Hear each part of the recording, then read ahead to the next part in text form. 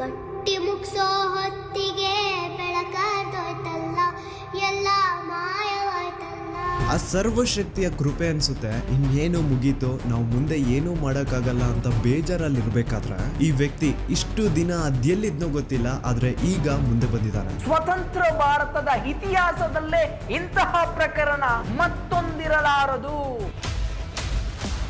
ಸಾಕ್ಷಿ ತಾನೇ ಕೇಳ್ತಾ ಇದ್ರಿ, ಸಾಕ್ಷಿ ತಾನೇ ಬೇಕಿತ್ತು ನಿಮ್ಗೆಲ್ಲ. ಈಗ ಒಂದು ಜೀವಂತ ಸಾಕ್ಷಿ ಮುಂದೆ ಇದೆ, ಈಗ ನ್ಯಾಯ ಇಸ್ಕೊಡಿ.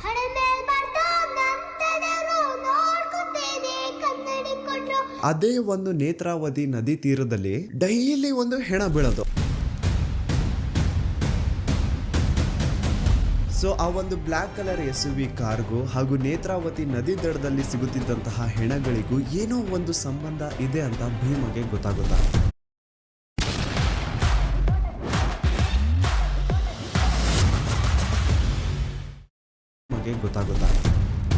ಈವನ್ ಸಿಗುವಂತಹ ಡೆಡ್ ಬಾಡೀಸ್ ನ ಸಹವಾಸಕ್ಕೆ ಪೊಲೀಸರು ಹೋಗ್ತಿದ್ದಿಲ್ಲ. ಸೊ ಯಾಕೆ ಅಲ್ಲಿನ ಪೊಲೀಸ್ ಅವ್ರಿಗೆ ಯಾರ್ದು ಅಂತ ಭಯ ಇತ್ತು? ಅವಳು ಬಾಡಿನ ಒಂದು ಕಡೆ ಮಣ್ಣು ಮಾಡು ಅಂಡ್ ಅವಳಿಗೆ ಸಂಬಂಧ ಪಡುವಂತಹ ವಸ್ತುಗಳನ್ನ ಇನ್ನೊಂದು ಕಡೆ ಮಣ್ಣು ಮಾಡು.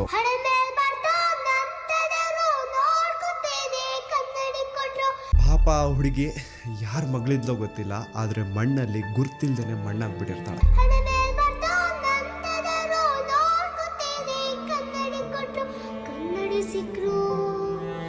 ಕನ್ನಡಿ ಸಿಕ್ರು ತಳ್ಕಂಬಳ್ಕಾವುದು ಯಾರೋದೇರು ತುಂಬಾ ಹುಷಾರು. ಅಂಡ್ ಈಗ ಅಸಲಿ ಆಟ ಶುರು. ಆಟ ಅಲ್ಲ, ಶಿವ ತಾಂಡವ ಈ ಸತಿ.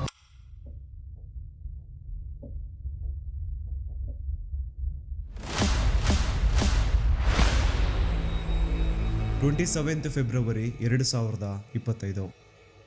ನಾನು ಈ ಒಂದು ಚಾನಲ್ ಅಲ್ಲಿ ಒಂದು ವಿಡಿಯೋ ಅಪ್ಲೋಡ್ ಮಾಡಿದ್ದೆ ಸೌಜನ್ಯ ಮರ್ಡರ್ ಕೇಸ್ ಬಗ್ಗೆ. ಆ ಒಂದು ವಿಡಿಯೋ ಯಾವ ತರ ಸೆನ್ಸೇಷನಲ್ ಆಯ್ತು ಅಂತ ಈಗ ಆಲ್ರೆಡಿ ಎಲ್ರಿಗೂ ಗೊತ್ತಿದೆ. ಅದಾದ್ಮೇಲೆ ಬಹಳಷ್ಟು ಸೋ ಕಾಲ್ಡ್ ಜ್ಞಾನಿಗಳು ಮುಂದೆ ಬಂದು ಒಂದ್ ಸವಾಲ್ ಹಾಕಿದ್ರು. ನೀವು ಹೇಳೋದಕ್ಕೆಲ್ಲ ನಿಮ್ ಹತ್ರ ಸಾಕ್ಷಿ ಇದೆ ಅಂದ್ರೆ ಆ ಸಾಕ್ಷಿನ ಪಬ್ಲಿಕ್ ಮಾಡಿ ಅಥವಾ ಕೋರ್ಟ್ ತಗೊಂಡು ಹೋಗ್ಕೊಡಿ, ಬೀದಿ ರಂಪಾಟ ಯಾಕೆ ಮಾಡ್ತಿದ್ದೀರಾ ಅಂತ. ಅದಾದ್ಮೇಲೆ ನಾನು ಒಂದು ವಿಡಿಯೋ ಮಾಡಿದೆ ಸಾಕ್ಷಿ ನಾಶ ಅಂತ. ಅಂಡ್ ಆ ಒಂದು ವಿಡಿಯೋದಲ್ಲಿ ಪಾಯಿಂಟ್ ಟು ಪಾಯಿಂಟ್ ಎಕ್ಸ್ಪ್ಲೈನ್ ಮಾಡಿದೀನಿ ಹೇಗೆ ಸೌಜನ್ಯ ಕೇಸಲ್ಲಿ ಬಹಳಷ್ಟು ಸಾಕ್ಷಿಗಳು ನಾಶ ಆಗಿದಾವೆ ಅಂತ. ಆದ್ರೂ ಕೆಲವೊಬ್ರದ್ದು ಮಾತ್ರ ಅದೇ ಇದ್ದಿದ್ದೆ, ಕೋರ್ಟ್ ಅಲ್ಲಿ ಹೋಗಿ ನ್ಯಾಯ ಕೇಳಿ ಬೀದಿ ರಂಪಾಟ ಯಾಕೆ ಮಾಡ್ತಿದ್ದೀರಾ ಅಂತ. ಹಾನೆಸ್ಟ್ಲಿ ಹೇಳ್ಬೇಕು ಅಂತಂದ್ರೆ, ಮನ್ಸಾಕ್ಷಿ ಮುಟ್ಕೊಂಡು ಹೇಳ್ಬೇಕು ಅಂದ್ರೆ ಸೌಜನ್ಯ ಕೇಸಲ್ಲಿ ಬಹಳಷ್ಟು ಸಾಕ್ಷಿಗಳು ನಾಶ ಆಗಿದಾವೆ. ಅಂಡ್ ಮಿಕ್ಕಿರುವಂತಹ ಸಾಕ್ಷಿಗಳನ್ನ ಇಟ್ಕೊಂಡು ಕೋರ್ಟ್ ಅಲ್ಲಿ ಹೋಗಿ ನ್ಯಾಯ ಕೇಳಿದ್ರೆ ನ್ಯಾಯ ಸಿಗೋದು ಬಹಳ ಕಷ್ಟ. ಸೊ ಏನಪ್ಪಾ ಮಾಡೋದು, ನಮ್ ಕಣ್ಣು ಮುಂದೆನೆ ಆರೋಪಿಗಳು ಐಷಾರಾಮಿ ಜೀವನ ನಡೆಸ್ತಿದ್ದಾರೆ, ಆದ್ರೆ ಸಾಕ್ಷಿ ಇಲ್ದೆ ಅವ್ರನ್ನೇನು ಮಾಡಕ್ ಆಗ್ತಿಲ್ವಲ್ಲ ಅಂತ ಬೇಜಾರಲ್ಲಿ ಇರ್ಬೇಕಾದ್ರೆ ಆ ಸರ್ವಶಕ್ತಿಯ ಕೃಪೆ ಅನ್ಸುತ್ತೆ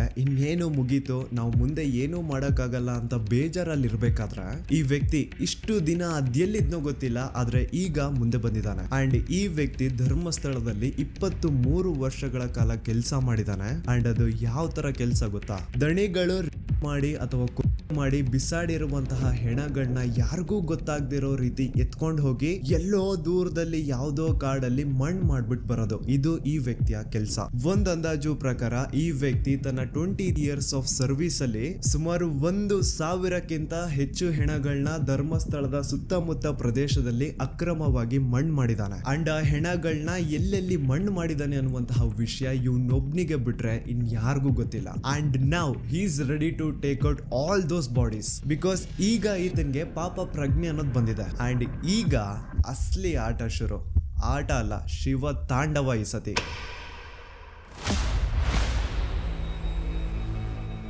ಇಯರ್ 1995 ಮಂಡ್ಯ ಜಿಲ್ಲೆಯ ಒಂದು ಚಿಕ್ಕ ಹಳ್ಳಿ, ಹೆಸರು ರಾಂಪುರ ಅಂತ. ಈ ಊರಲ್ಲಿ 17 ವರ್ಷದ ಒಬ್ಬ ಹುಡುಗ ಇರ್ತಾನೆ. ಅಂಡ್ ಇವನ್ ಹೆಸರೇ ಭೀಮಾ ಅಂತ. ಒಂದು ದಲಿತ ಕುಟುಂಬಕ್ಕೆ ಬಿಲಾಂಗ್ ಮಾಡುವಂತಹ ಈ ಹುಡುಗನ್ಗೆ ಓದು ಬರಹ ಅನ್ನೋದು ತಲೆಗೆ ಹತ್ತಿರಲ್ಲ. ಸೊ ಇವನು ಸ್ಕೂಲ್ಗೂ ಸಹ ಹೋಗದೆ ಊರಲ್ಲಿ ಖಾಲಿ ಪಿಲಿ ಓಡಾಡ್ಕೊಂಡಿರ್ತಾನೆ. ಭೀಮಾಗೆ ಒಬ್ಬ ಅಣ್ಣ ಇರ್ತಾನೆ. ಅಂಡ್ ಅವನು ಧರ್ಮಸ್ಥಳದಲ್ಲಿ ಇರುವಂತಹ ಶ್ರೀ ಮಂಜುನಾಥ ಸ್ವಾಮಿ ದೇವಸ್ಥಾನದಲ್ಲಿ ಈಗ ಆಲ್ರೆಡಿ ಕೆಲಸ ಮಾಡ್ತಾ ಇರ್ತಾನೆ. ಈ ಕಡೆ ಊರಲ್ಲಿ ಭೀಮಾ ಸ್ಕೂಲ್ಗೂ ಸಹ ಹೋಗದೆ ಎಲ್ಲೂ ಕೆಲ್ಸಕ್ಕೆ ಸಹ ಹೋಗದೆ ಸುಮ್ನೆ ಊರಲ್ಲಿ ಖಾಲಿ ಪಿಲಿ ಓಡಾಡ್ತಾ ಇರೋದನ್ನ ನೋಡಕ್ಕಾಗ್ದೆ ಭೀಮ ಅವ್ರ ಅಣ್ಣ ಭೀಮನ ತನ್ನ ಜೊತೆಗೆ ಧರ್ಮಸ್ಥಳ ಕರ್ಕೊಂಡ್ ಬಂದು ಅದೇ ಶ್ರೀ ಮಂಜುನಾಥ ಸ್ವಾಮಿ ದೇವಸ್ಥಾನದಲ್ಲಿ ಕೆಲ್ಸಕ್ಕೆ ಸೇರಿಸ್ತಾನೆ. ತನ್ನ ಅಣ್ಣನ ಸಹಾಯದಿಂದ ಧರ್ಮಸ್ಥಳಕ್ಕೆ ಬಂದಂತಹ ಭೀಮಗೆ ಅಲ್ಲೇ ಇರುವಂತಹ ಶ್ರೀ ಮಂಜುನಾಥ ಸ್ವಾಮಿ ದೇವಸ್ಥಾನದಲ್ಲಿ ಕೆಲ್ಸನೂ ಸಹ ಸಿಗುತ್ತೆ. ಕೆಲ್ಸ ಏನಪ್ಪಾ ಅಂತಂದ್ರೆ ನೇತ್ರಾವತಿ ಸ್ನಾನಘಟ್ಟ ಹತ್ರ ಕಸ ಹೊಡೆಯುವಂತಹ ಕೆಲ್ಸ. ಆ ಒಂದು ನೇತ್ರಾವತಿ ಸ್ನಾನಘಟ್ಟ ಆ ರೀಜನ್ ಏನಿತ್ತು ಅದನ್ನ ನೀಟಾಗಿ ಇಟ್ಕೊಳ್ಳೋದು ಇವನ್ ಡ್ಯೂಟಿ. ಇವನ್ಗೆ 25 ರೂಪಾಯಿ ಸ್ಟಾರ್ಟಿಂಗ್ ಸಂಬಳ ಇರುತ್ತೆ ಅಂಡ್ ಇರೋದಕ್ಕೆ ಅಂತ ಮಾಹಿತಿ ಕಚೇರಿ ಮೇಲೆ ಒಂದು ರೂಮ್ ನು ಸಹ ಕೊಟ್ಟಿರ್ತಾರೆ. ಇನಿಷಿಯಲ್ ಡೇಸ್ ಅಲ್ಲಿ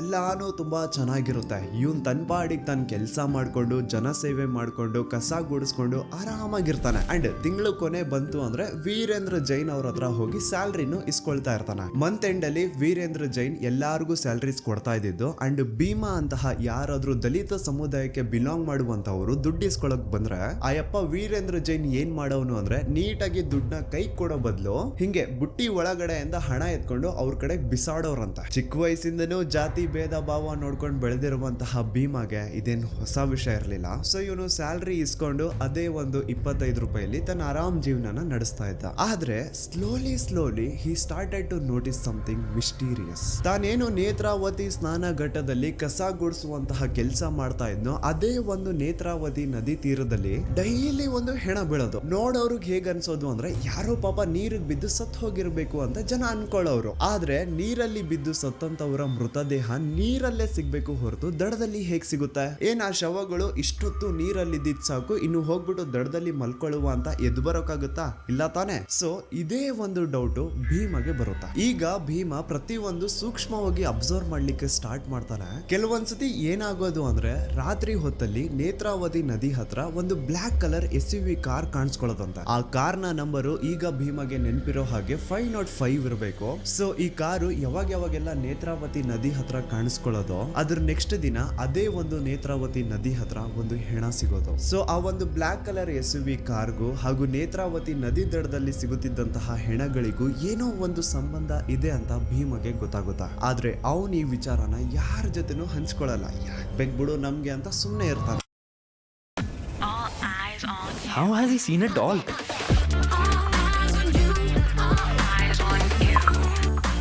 He's the coolest on socials. Gotta head so spin, never blending, never. ಅಂತ ಸುಮ್ಮನೆ ಇರ್ತಾನೆ.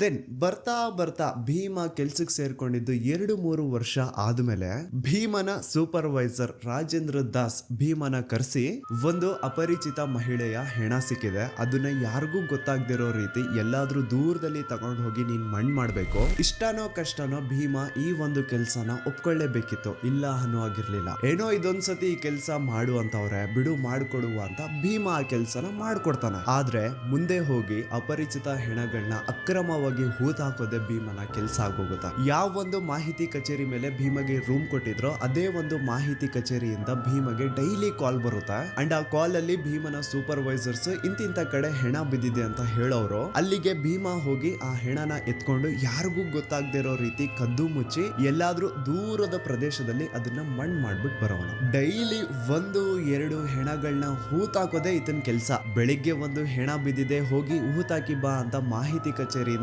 ಕಾಲ್ ಬರೋದು. ತಕ್ಷಣಕ್ಕೆ ಭೀಮ ಹೋಗಿ ಆ ಒಂದು ಹೆಣನ ಹೂತಾಕಿ ಬಂದು ಚೂರ್ ರೆಸ್ಟ್ ಮಾಡ್ತಿದ್ದಂಗೆ ಸಂಜೆ ಅಷ್ಟರಲ್ಲಿ ಇನ್ನೊಂದ್ಸತಿ ಕಾಲ್ ಬರೋದು. ಅಗೇನ್ ಭೀಮ ಹೋಗಿ ಇನ್ನೊಂದು ಹೆಣನ ಅಕ್ರಮವಾಗಿ ಹೂತಾಕ್ ಬರೋನು. ಈ ಭೀಮ ಈ ತರ ಬಹಳಷ್ಟು ಹೆಣಗಳನ್ನ ಅಕ್ರಮವಾಗಿ ಹೂತಾಕಿದಾನೆ. ಅಂಡ್ ತನ್ನ ಹೂತಾಕಿರುವಂತಹ ಹೆಣಗಳಲ್ಲಿ ಬಹಳಷ್ಟು ಹೆಣಗಳು ಹೆಂಗಸರ್ದಿರುತ್ತೆ ಹಾಗೂ ಅಪ್ರಾಪ್ತ ವಯಸ್ಸಿನ ಬಾಲಕಿಯರ್ದಿರುತ್ತೆ. ಸೊ ಭೀಮಗೆ ಆಗಿಂದಾನೆ ಪಾಪ ಪ್ರಜ್ಞೆ ಅನ್ನೋದು ಕಾಡ್ತಾ ಇರುತ್ತೆ. ಅಂಡ್ ಇವನು ಬೇಸತ್ ಹೋಗಿರ್ತಾನೆ ತಾನು ಮಾಡ್ತಿರುವಂತಹ ಕೆಲ್ಸದಿಂದ.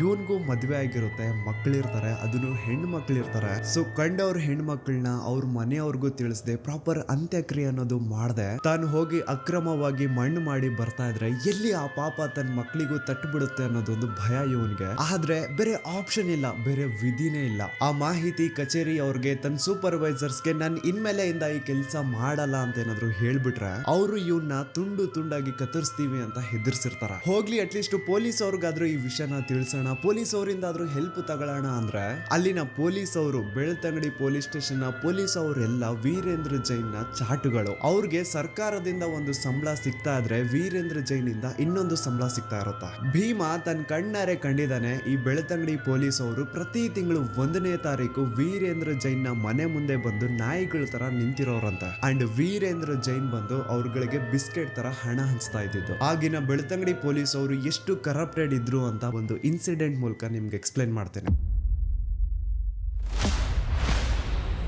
2010 ಧರ್ಮಸ್ಥಳ ಕಲ್ಲೇರಿ ಹತ್ರ ಒಂದು ರೋಡ್ ಸೈಡ್ ಅಲ್ಲಿ ಪೆಟ್ರೋಲ್ ಪಂಪ್ ಇರುತ್ತೆ. ಅಂಡ್ ಆ ಒಂದು ಪೆಟ್ರೋಲ್ ಪಂಪ್ ಇಂದ ಸುಮಾರು 200 ಮೀಟರ್ ದೂರ, ಸ್ವಲ್ಪ ಜನರ ಕಡಿಮೆ ಓಡಾಟ ಇರುವಂತಹ ಜಾಗದಲ್ಲಿ ಒಂದು 14ರಿಂದ 15 ವರ್ಷದ ಹುಡುಗಿಯ ಹೆಣ ಬಿದ್ದಿರೋತ. ಯಾರೋ ಆ ಹುಡುಗಿನ ಮರ್ಡರ್ ಮಾಡಿ ಸಾಯಿಸಿದ್ದಾರೆ ಅಂತ ಆ ಹುಡುಗಿಯ ದೇಹ ನೋಡಿದ್ರೆ ಕ್ಲಿಯರ್ ಆಗಿ ಗೊತ್ತಾಗ್ತಾ ಇರುತ್ತೆ. ಆ ಹುಡುಗಿಯ ಮೈ ಮೇಲೆ ಒಂದು ಶರ್ಟ್ ಮಾತ್ರ ಇರುತ್ತೆ, ಕೆಳಗಡೆ ಸ್ಕರ್ಟ್ ಆತರ ಏನೂ ಇರಲ್ಲ. ಇನ್ನರ್ ವೇರ್ಸ್ ಸಹ ಮಿಸ್ಸಿಂಗ್ ಇರ್ತವೆ. ಅಂಡ್ ಆ ಹುಡುಗಿಯ ಸ್ಕೂಲ್ ಬ್ಯಾಗ್, ಬುಕ್ಸ್ ಎಲ್ಲ ಅಲ್ಲೆಲ್ಲೇ ಬಿದ್ದಿರ್ತವೆ. ಭೀಮನ ಮಾಹಿತಿ ಕಚೇರಿ ಅವರು ಆ ಹುಡುಗಿಯ ಹೆಣ ಸಿಕ್ಕಿದೆ ಅಂತೆ, ಅವಳನ್ನ ಮಣ್ಣು ಮಾಡ್ಬಿಟ್ ಬಾ ಅಂತ ಸ್ಪಾಟ್ ಕಳ್ಸಿರ್ತಾರೆ. ಅಂಡ್ ಭೀಮಾ ಸ್ಪಾಟ್ ಬಂದು ನೋಡ್ತಾನೆ, ಅಲ್ಲಿ ಆಲ್ರೆಡಿ ಆ ಹುಡುಗಿಯ ಮೃತದೇಹ ಹತ್ರ ಇಬ್ರು ಪೊಲೀಸ್ ಅವ್ರು ನಿಂತಿರ್ತಾರೆ. ಹೇಳ್ಬೇಕು ಅಂದ್ರೆ ಅನ್ನ ತಿನ್ನೋ ಮನುಷ್ಯರೇನಾದ್ರೂ ಆ ಪೊಲೀಸ್ ಅವ್ರು ಆಗಿದ್ರೆ ಆ ಹುಡುಗಿ ಯಾರು, ಅವಳು ಯಾರ ಮಗಳು, ಅವಳು ಅಲ್ಲಿಗೆ ಹೇಗ್ ಬಂದ್ಲು, ಅವಳ ಜೊತೆ ಆತರ ಘೋರ ಕೃತ್ಯ ಮಾಡಿದವ್ರು ಯಾರು, ಅದನ್ನೆಲ್ಲ ಕಂಡು ಹಿಡಿದು ಆ ಹುಡುಗಿಯ ಬಾಡಿನ ಮನೆಯವ್ರಿಗೆ ತಲುಪಿಸ್ಬೇಕಿತ್ತು. ಆದ್ರೆ ಪೊಲೀಸ್ ಅವರು ಏನ್ ಮಾಡ್ತಾರೆ ಗೊತ್ತಾ, ಸ್ಪಾಟ್ಗೆ ಭೀಮಾ ಬಂದಿದ ತಕ್ಷಣ ಅವನ ಕೈಯಿಂದ ಒಂದು ಗುಂಡಿ ತೋಡಿಸಿ ಆ ಒಂದು ಗುಂಡಿ ಒಳಗಡೆ ಆ ಹುಡುಗಿಯ ಬಾಡಿನ ಮುಚ್ಚಾಕು ಅಂತ ಹೇಳ್ತಾರೆ. ಆ ಕಡೆ ಭೀಮಾ ಗುಂಡಿನ ತೋಡ್ತಾ ಇರ್ಬೇಕಾದ್ರೆ ಈ ಕಡೆ ಪೊಲೀಸ್ ಅವ್ರಿಗೆ ಆ ಹುಡುಗಿಯ ಸ್ಕೂಲ್ ಬುಕ್ಸ್ ಇಂದ ಅವಳ ಅಡ್ರೆಸ್ ಸಿಕ್ಕಿರುತ್ತೆ. ಪಟ್ರಾಮೆ ವಿಲೇಜ್ ಅಂತ ಇರುತ್ತೆ. ಇದನ್ನ ಕೇಳಿಸ್ಕೊಂಡು ಭೀಮಾ ಹೇಳ್ತಾನೆ, ಸರ್ ಅಡ್ರೆಸ್ ಸಿಕ್ಕಿದೆ ಅಲ್ಲ, ಅಟ್ಲೀಸ್ಟ್ ಮನೆಯವ್ರಿಗೆ ವಿಷಯ ಆದ್ರೂ ತಿಳಿಸಿ, ಅವ್ರಾದ್ರೂ ಅಟ್ಲೀಸ್ಟ್ ಈ ಹುಡುಗಿಗೆ ಪ್ರಾಪರ್ ವೇಲಿ ಅಂತ್ಯಕ್ರಿಯೆ ಆದ್ರೂ ಮಾಡ್ಕೊಳ್ತಾರೆ ಅಂತ ಹೇಳಿದ್ರೆ ಆ ಪೊಲೀಸ್ ಆಫೀಸರು ಮುಚ್ಕೊಂಡು ನಿನ್ಗೆ ಹೇಳಿರುವಂತಹ ಕೆಲಸ ನೀನ್ ಮಾಡು ಅಂತ ಅವಾಜ್ ಹಾಕ್ತಾನಂತೆ. ಪಾಪ ಆ ಹುಡುಗಿ ಯಾರ ಮಗಳಿದ್ಲೋ ಗೊತ್ತಿಲ್ಲ, ಆದ್ರೆ ಮಣ್ಣಲ್ಲಿ ಗುರ್ತಿಲ್ದೇನೆ ಮಣ್ಣಾಗ್ಬಿಟ್ಟಿರ್ತಾಳೆ. ಇದೇ ತರ ಸುಮಾರು ಜನ ಹೆಂಗಸರದು, ಅಪ್ರಾಪ್ತ ವಯಸ್ಸಿನ ಬಾಲಕಿಯರದು ಎಷ್ಟೋ ಹೆಣಗಳನ್ನ ಭೀಮಾ ಅಕ್ರಮವಾಗಿ ಪೊಲೀಸ್ ಅವರು ಮುಂದೆನೆ ಮಣ್ಣು ಮಾಡಿರ್ತಾನೆ.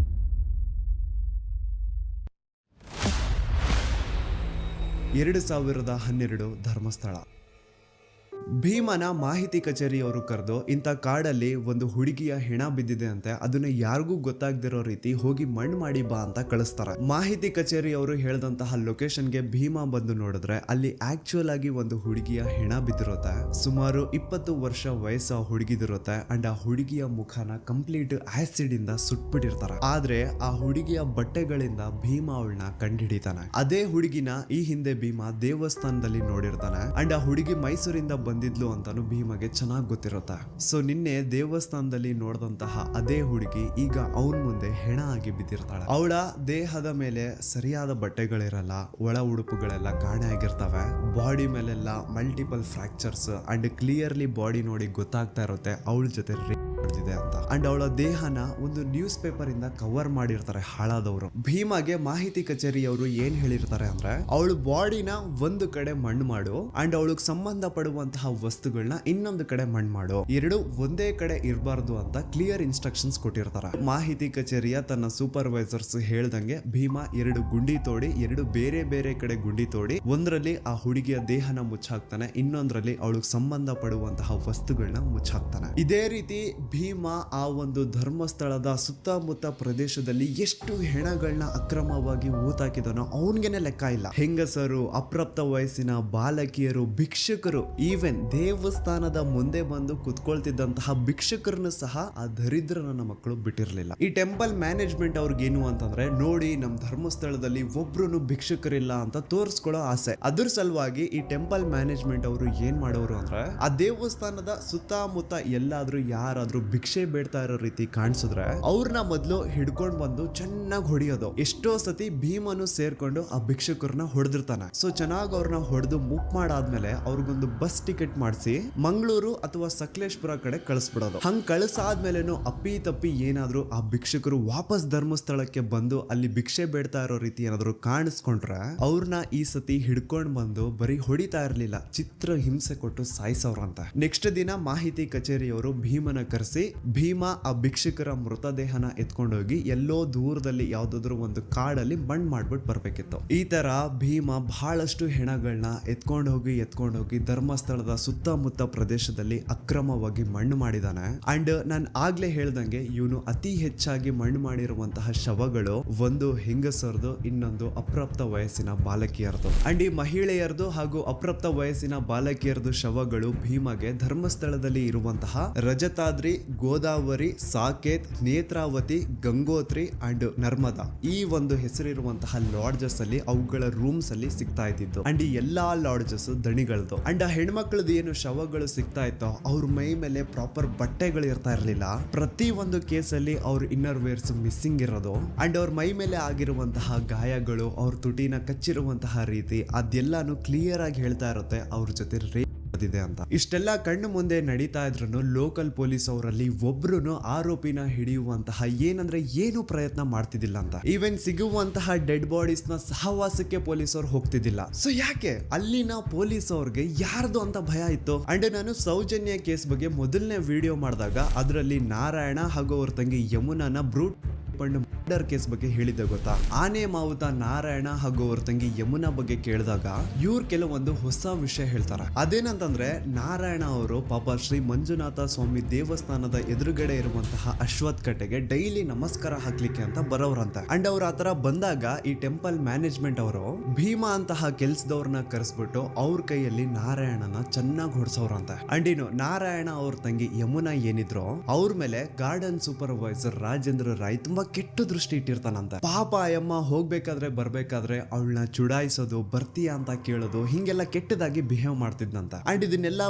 ತನ್ನ ಕಣ್ಣಾರೆ ಕಂಡಿದ್ದಾನೆ. 21 ಸೆಪ್ಟೆಂಬರ್ 2012 ಅವತ್ತಿನ ದಿನ ಆನೆ ಮಾವುತ ನಾರಾಯಣ ಅವ್ರ ಮನೆಗ್ ನುಗ್ಗಿ ನಾರಾಯಣ ಅವ್ರನ್ನ ಸಾಯಿಸಿ ಅವ್ರ ತಂಗಿ ಯಮುನನ ರೇಪ್ ಅಂಡ್ ಮರ್ಡರ್ ಮಾಡಿದ್ದು ಇದೇ ರಾಜೇಂದ್ರ ರೈ ಅಂತ. ಅಂಡ್ ಇವನ್ನ ಅಲ್ಲಿ ಕಳಿಸಿದ್ದು ಚಿಕ್ಕ ದಣಿಗಳು ಹರ್ಷೇಂದ್ರ ಕುಮಾರ್. ಆನೆ ಮಾವುತನ ಸಾಯಿಸಿ ಆ ಜಾಗದ ಆಸ್ತಿ ಪತ್ರಗಳನ್ನ ಎತ್ಕೊಂಡ್ ಬಾ ಅಂತ ಈ ರಾಜೇಂದ್ರ ರೈನ ಅಂಡ್ ಅವ್ನ ಇಡೀ ಗ್ಯಾಂಗ್ ನ ಈ ಹರ್ಷೇಂದ್ರ ಕುಮಾರ್ ಕಳಿಸಿದ್ನಂತ.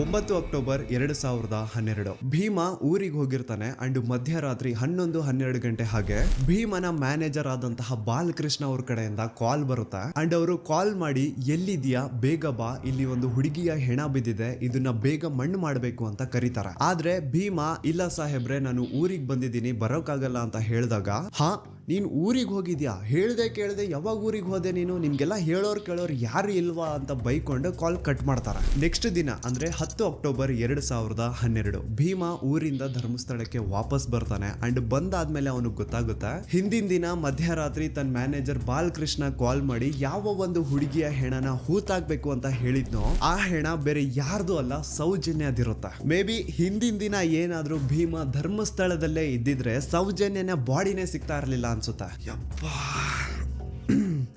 ನನಗೆ ಒಂದು ಅರ್ಥ ಆಗ್ತಾ ಇಲ್ಲ, ಊರಲ್ಲಿ ಎಲ್ಲಾದ್ರೂ ಒಂದು ಅಪರಿಚಿತ ಹೆಣ ಬಿದ್ರೆ ಅದಕ್ಕೂ ಟೆಂಪಲ್ ಮ್ಯಾನೇಜ್ಮೆಂಟ್ ಅವ್ರಿಗೂ ಏನ್ ಸಂಬಂಧ? ಯಾರಿಗೂ ಇಲ್ದೇ ಇರುವಂತಹ ಚಿಂತೆ ಇವ್ರುಗಳಿಗೆ ಯಾಕೆ ಅಂತ. ಒಂದು ಅಪರಿಚಿತ ಹೆಣ ಅಂದ್ಮೇಲೆ ಅದು ಪೊಲೀಸ್ ಅವ್ರ ಜವಾಬ್ದಾರಿ, ಮುಂದೆ ಏನ್ ಮಾಡ್ಬೇಕು ಅನ್ನೋದು ಅವ್ರಗಳ ತಲೆನೋವು. ಸೊ ಎಲ್ಲೋ ಸಂಬಂಧನೇ ಇಲ್ಲದೆ ಬಿದ್ದಿರುವಂತಹ ಹೆಣಗಳಿಗೂ ದಣಿಗಳಿಗೂ ಟೆಂಪಲ್ ಮ್ಯಾನೇಜ್ಮೆಂಟ್ ಅವ್ರಿಗೂ ಏನ್ ಸಂಬಂಧ? ಈ ಪ್ರಶ್ನೆನ ನೀವು ನನಗ್ ಕೇಳೋದಲ್ಲ, ಆ ನಕಲಿ ಧರ್ಮಾಧಿಕಾರಿ ಇದಾನಲ್ವಾ ಅವನ್ಗೆ ಹೋಗ್ಬಿಟ್ಟು ಕೇಳಿ. ಯಾಕಪ್ಪ ಎಲ್ಲಿ ಅಪರಿಚಿತ ಹೆಣ ಸಿಕ್ಕರು ಯಾಕೆ ನಿಮ್ಮವ್ರು ಹೋಗ್ಬಿಟ್ಟು ಅದನ್ನ ಅಕ್ರಮವಾಗಿ ಹೂತಾಗಿ ಬರೋರು? ಯಾಕೆ ಈ ಕೆಲಸನ ಮಾಡೋರು? ಈ ಪ್ರಶ್ನೆನ ನೀವು ಹೋಗ್ಬಿಟ್ಟು ಆ ಧರ್ಮಾಧಿಕಾರಿಗೆ, ಆ ಟೆಂಪಲ್ ಮ್ಯಾನೇಜ್ಮೆಂಟ್ ಅವ್ರಿಗೆ ಕೇಳಿ. ನಿಮ್ಗೆ ಸೌಜನ್ಯ ಪ್ರಕರಣದ ಪ್ರಮುಖ ಸಾಕ್ಷಿ ರವಿ ಪೂಜಾರಿ ಬಗ್ಗೆ ಲಾಸ್ಟ್ ವಿಡಿಯೋದಲ್ಲಿ ಹೇಳಿದ್ದೆ. ಸೊ ಸತ್ತಿರುವಂತಹ ಆ ರವಿ ಪೂಜಾರಿನ ಬೆಸ್ಟ್ ಫ್ರೆಂಡೇ ಈ ಭೀಮಾ. ಸೌಜನ್ಯ ಕೇಸು ಹೊರಗೆ ಬಂದ್ಮೇಲೆ ಆ ರವಿ ಪೂಜಾರಿ ಪಾಪ ಫುಲ್ಲು ಟೆನ್ಷನ್ ಅಲ್ಲಿ ಕುಡ್ಕೊಂಡು ಊಟ ನಿದ್ದೆ ಇಲ್ಲದೆ ಓಡಾಡ್ತಾ ಇರ್ತಾನಂತೆ. ಸೊ ತನ್ನ ಬೆಸ್ಟ್ ಫ್ರೆಂಡ್ ನ ಆ ಒಂದು ಪರಿಸ್ಥಿತಿನ ನೋಡಕ್ಕಾಗದೆ ಭೀಮಾ ಹೋಗ್ಬಿಟ್ಟು ರವಿ ಪೂಜಾರಿ ಹತ್ರ ಮಾತಾಡ್ತಾನೆ. ಯಾಕೆ ಮಗ ನೀನು ತುಂಬಾ ಟೆನ್ಷನ್ ಅಲ್ಲಿ ಕಾಣಿಸ್ತಾ ಇದ್ಯಾ, ಕುಡ್ಕೊಂಡು ಓಡಾಡ್ತಿದ್ಯಾ, ಮನೆಯವ್ರಿಗೆಲ್ಲ ತುಂಬಾ ದುಡ್ಡು ಕಳಿಸಿದ್ಯಾ ಅಂತ, ಇಲ್ಲಿ ಬೇರೆ ಯಾರ್ಯಾರಿಗೋ ಸಾಲಗಳು ಕೊಡ್ತಿದ್ಯಾ, ಏನ್ ನಿನ್ ಒಂದು ಕತೆ ಅರ್ಥ ಆಗ್ತಿಲ್ವಲ್ಲ, ಇಷ್ಟೊಂದು ದುಡ್ಡು ನಿನ್ನ ಹತ್ರ ಎಲ್ಲಿಂದ ಬಂತು ಅಂತ ಭೀಮ ಒತ್ತಿ ರವಿ ಪೂಜಾರಿ ಹತ್ರ ಕೇಳಿದಾಗ ಆಗ ಕೊನೆಗೆ ರವಿ ಪೂಜಾರಿ ಬಾಯ್ ಬಿಡ್ತಾನೆ. ಅಂಡ್ ರವಿ ಪೂಜಾರಿ ಭೀಮನ ಮುಂದೆ ಏನ್ ಹೇಳ್ತಾನೆ ಅಂದ್ರೆ, ಮೊನ್ನೆ ಸೌಜನ್ಯ ಅಂತ ಒಂದು ಹುಡುಗಿಯ ಹೆಣ ಸಿಕ್ತಲ್ವಾ, ನಿನಗ್ ಗೊತ್ತಾ ಆ ಹುಡುಗಿ ಜೊತೆ ಹಂಗ್ ಮಾಡಿರೋದ್ ಯಾರು ಅಂತ?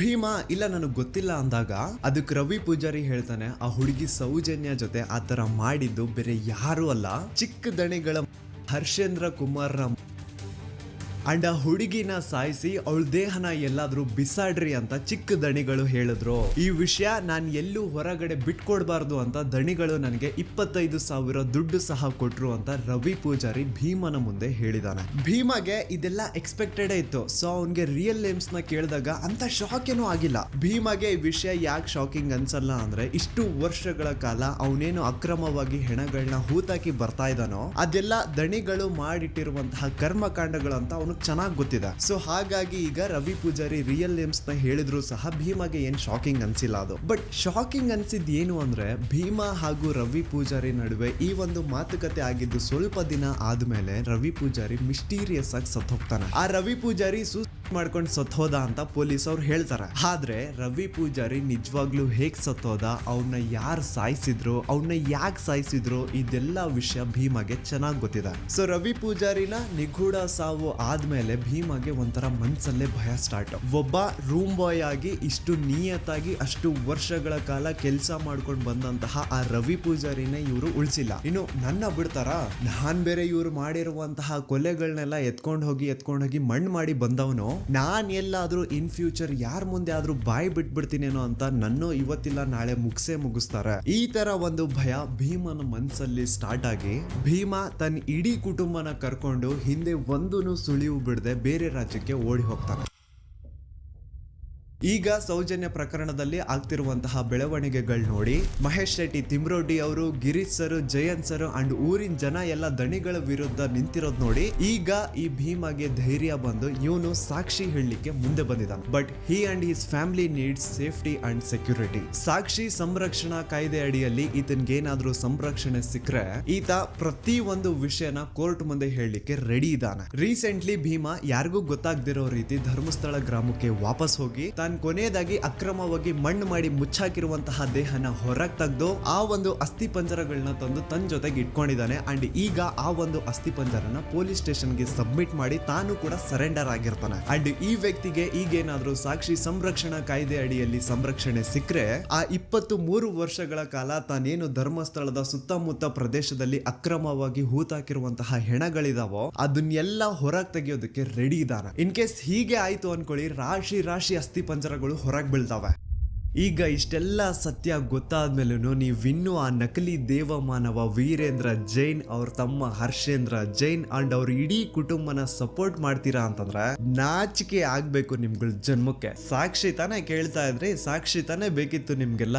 ಈಗ ಒಂದು ಜೀವಂತ ಸಾಕ್ಷಿ ಮುಂದೆ ಇದೆ, ಈಗ ನ್ಯಾಯ ಇಸ್ಕೊಡಿ. ಹೆಚ್ಚು ಕಡಿಮೆ 1,000 ಜನ ದಿಕ್ಕಿಲ್ಲ ದೆಸ ಇಲ್ಲ, ಅವ್ರ ಮನೆಯವ್ರಿಗೆ ಅವ್ರು ಸತ್ತಿದ್ದಾರೆ ಅನ್ನುವಂತಹ ವಿಷಯನೂ ಗೊತ್ತಿಲ್ಲ, ಹಂಗ ಮಾಡಿ ಅವ್ರನ್ನ ಮುಚ್ಚಾಕಿದಾರೆ. ಇಷ್ಟು ಕೇಳಿದ್ಮೇಲೆ ನಿಮ್ ರಕ್ತ ಕುದಿತಿಲ್ಲ ಅಂತಂದ್ರೆ ಏನ್ ಹೇಳ್ಬೇಕಿನ್ನ. ನಮ್ ದೂತ ಸಭೆಯ ಪ್ರಜೆಗಳಿಗೆ ಅಂಡ್ ಯಾರೆಲ್ಲ ಕರ್ನಾಟಕದ ಮೂಲೆಯಿಂದ ಈ ಒಂದು ವಿಡಿಯೋನ ನೋಡ್ತಾ ಇದ್ರು ನಿಮ್ಮಲ್ಲೆಲ್ಲ ಕೇಳ್ಕೊತಾ ಇದೀನಿ, ನೀವು ಜಸ್ಟ್ ವಾಟ್ಸಪ್ ಸ್ಟೇಟಸ್ ಹಾಕಿದ್ರೆ, ಇನ್ಸ್ಟಾದಲ್ಲಿ ಸ್ಟೋರಿ ಹಾಕಿದ್ರೆ ಸಾಲಲ್ಲ. ಈ ಸತಿ ಬೀದಿಗಿಳಿದು ಪ್ರತಿಭಟನೆ ಮಾಡ್ಲೇಬೇಕು. ಈ ಅನ್ಯಾಯದ ವಿರುದ್ಧ ಪ್ರತಿ ಒಬ್ರು ಧ್ವನಿ ಎತ್ತಬೇಕು. ಅಂಡ್ ಈ ಸತಿ ಯಾವನಾದ್ರೂ ಕಚಡ ನನ್ನ ಮಗ ಮಧ್ಯದಲ್ಲಿ ಬಂದು ಹಿಂದೂ ಮುಸ್ಲಿಂ ಅಂತ ಕಡ್ಡಿ ಏನಾದ್ರೂ ಅಲ್ಲಾಡಿಸಿದ್ರೆ ಆ ನನ್ನ ಮಗನ್ನ ಚಪ್ಲಿಲ್ ಹೊಡಿರಿ. ಇಲ್ಲಿ ಸ್ಕ್ರೀನ್ ಮೇಲೆ ಏನ್ QR ಕೋಡ್ ಕಾಣಿಸ್ತಾ ಇದೆಯೋ ಇದನ್ನ ಸ್ಕ್ಯಾನ್ ಮಾಡಿ ಅಥವಾ ಡಿಸ್ಕ್ರಿಪ್ಷನ್ ಬಾಕ್ಸ್ ಅಲ್ಲಿ ನಾನೊಂದು ಲಿಂಕ್ ಕೊಟ್ಟಿರ್ತೀನಿ, ಆ ಒಂದು ಲಿಂಕ್ ಮೇಲೆ ಕ್ಲಿಕ್ ಮಾಡಿ ನಿಮ್ ಮುಂದೆ ಒಂದು ಫಾರ್ಮ್ ಓಪನ್ ಆಗುತ್ತಾ. ನೀವು ನಿಜವಾಗ್ಲೂ ಧರ್ಮಸ್ಥಳದಲ್ಲಿ ಆಗಿರುವಂತಹ ಅನ್ಯಾಯದ ವಿರುದ್ಧ ಜಸ್ಟಿಸ್ ನ ಡಿಮ್ಯಾಂಡ್ ಮಾಡ್ತಿದ್ದೀರಾ ಅಂತಂದ್ರೆ ಪ್ಲೀಸ್ ಆ ಒಂದು ಫಾರ್ಮ್ ನ ಫಿಲ್ ಮಾಡಿ. ಅಂಡ್ ಕೇವಲ ನೀವು ಒಂದೇ ಆ ಫಾರ್ಮ್ ನ ಫಿಲ್ ಮಾಡೋದಲ್ಲ,